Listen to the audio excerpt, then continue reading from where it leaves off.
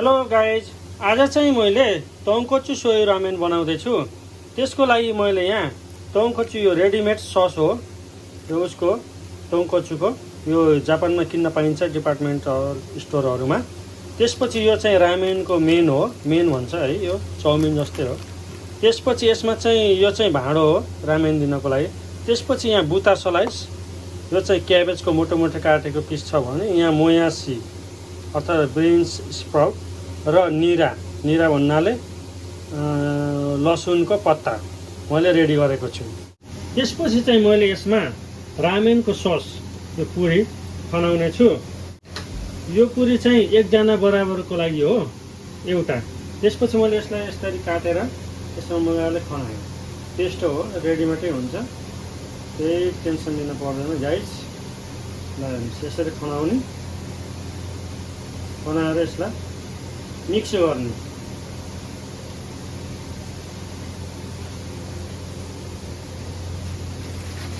यो अर्को साइडमा पानी उम्लिसकेको छ, त्यसमा मैले यो रामेनको यो यसभित्र 4 पिस छ, 1 पिस चाहिँ राख्नेछु, 1 पिस मात्र राख्नेछु।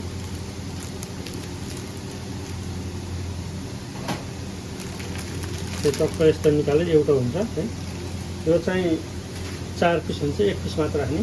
त्यसपछि यसलाई सर्वै यसभित्र राखेर मजाले एकचोटि चलाइदिने। पानीभित्र राखिसकेपछि यसरी मजाले चलाइदिनुहोस्। चलाइदिएपछि राम्ररी फुल्छ। फुलेपछि मजाले तपाईँको टाइमर लगाउनु होला, 4 मिनट जति टाइमर लगाउनु होला है। त्यस्तो हुन्छ। अब यसपछि एकचोटि यसलाई फेडिदिनुहोस् राम्ररी। फेडिसकेपछि यो केही गर्नु पर्दैन यसलाई। त्यसपछि भनेको अर्को साइडमा यहाँ चाहिँ तपाईँले ग्यास अन गरिदिनुहोस्। ग्यास अन गरिसकेपछि थोरै यसमा तेल खनाउनुहोस्। कुनै पनि तेल खनाउँदा हुन्छ। खनाइसकेपछि यसलाई चाहिँ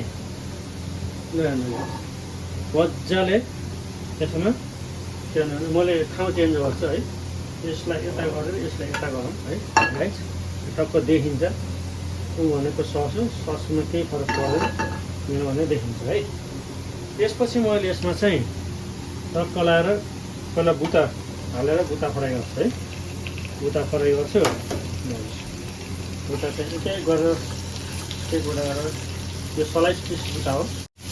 फर्स्ट चाहिँ धेरै उमाल्नु पर्दैन, धेरै बेर लाग्दैन, यसो बोसोको मात्र बनिन्छ। त्यसपछि यसमा चाहिँ क्याबेज राखिदिनु। क्याबेज खाइदिनु। अब क्याबेज यसो सटै गर्नु पर्ने, क्याबेजलाई मात्रै सट गर्ने, धेरै गर्नु पर्दैन, सबै गर्नु पनि पर्दैन।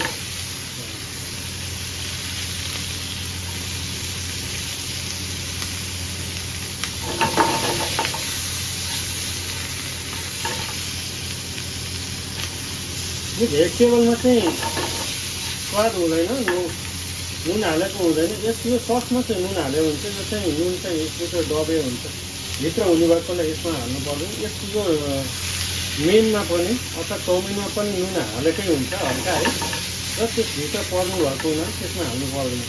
भने अब यसमा चाहिँ हामीले ब्ल्याक पेपर हालिदिन्छ थोरै है। त्यसपछि नुन हालिन्छ। नुन पनि थोरै हाल्नुहोस्, त्यसलाई मात्रै लाग्ने गरे, यो भेजिटेबललाई मात्रै लाग्ने गरे नुन हाल्नुहोस् है। हालेर मजाले एकछिन चलाइदिनुहोस्।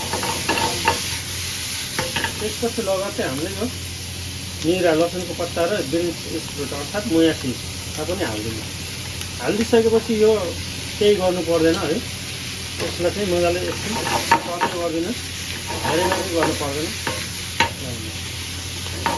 र बिचमा यसलाई पनि चलाइदिँदै गर्नुहोस् रामेनको मेनलाई।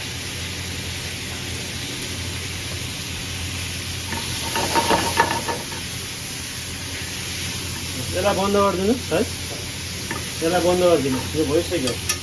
त्यसपछि अब हामीले के गर्नु भन्दाखेरि यो भाँडोमा रामेन खनाउने। रामेनलाई यसरी पानी छान्दिने यसको है, पानी छान्दिने। 4 मिनट भइसक्यो। त्यसपछि यसलाई के पानी छानिदिने र त्यसमा खनाइदिने है। खनाइदिइसकेपछि अब यसमा पालो भनेको के भयो भने यो सुप हो। सुप पनि उमाल्नु पर्दैन। ल हेर्नु सुप पनि रेडी भइसक्यो। टक्क लगाएर सुप ल बनाउनु। मैले पुरा हालिनँ, भाँडा सानो बस्नु भएर सुपको है। त्यसपछि बाँकी रह्यो यो भेजिटेबल। त्यसरी माथिबाट सर्लक्क भेजिटेबल हालिदिनु। भेजिटेबल तपाईँलाई धेरै खान मन लाग्छ भने धेरै हाल्दा नि हुन्छ है। थोरै खान मन लाग्छ भने मैले चाहिँ फोटो बनाउने भएको हुनाले टक्क यसरी रामेन पनि देखियोस् होइन, सबै देखियोस् भनेर राम्ररी। फेरि अब निको चाहिँ अब माथितिर लगाइदिनु विशेष गरी। यहाँ चाहिँ सब्जीहरू धेरै बनाएको भएर मैले चाहिँ कम राखेँ है। फोटो खिच्नु छ त्यही भएर गाइज होइन। तपाईँहरूले पनि यस्तै गरी मजाले बनाएर खान सक्नुहुन्छ। अब यसको लागि चाहिँ अझ फोटो राम्रो आओस् भनेर के गर्ने भन्दा जम्नीहरूलाई एकदम मनपर्ने भनेको यो सेसिमीको सिड। हेर्नुहोस् सेसिमीको सिड सर्लक्क राखिदिनुहोस्। आहा कस्तो मजाको हेर्दै खाउँ लाग्यो। तपाईँले यो भिडियो कस्तो लाग्यो कमेन्ट गरिदिनु होला है त। ओके बाइ बाइ, धन्यवाद अहिलेसम्म हेरिदिनु भएकोमा भिडियो राम्ररी।